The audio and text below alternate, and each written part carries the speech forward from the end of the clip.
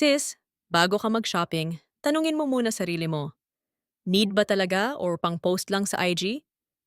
Kasi kung ang dahilan mo para makita ng crush ko, aba, isipin mo rin, baka makita niya, pero wala pa rin siyang pake. Bonus tips. Kung need, go lang, pero kung gusto lang, pause muna. Like, bibili ka ba ng bagong sapatos kasi sira na yung luma?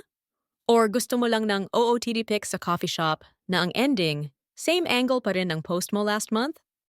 Minsan kasi, kapatid, hindi shopping ang sagot sa emotional void. Mag-anlilugaw ka na lang, mas mura, mabubusog ka pa. At least, di lang IG-worthy, pang TikTok mukbang content mo pa. Follow us for more financial savings tips and insights.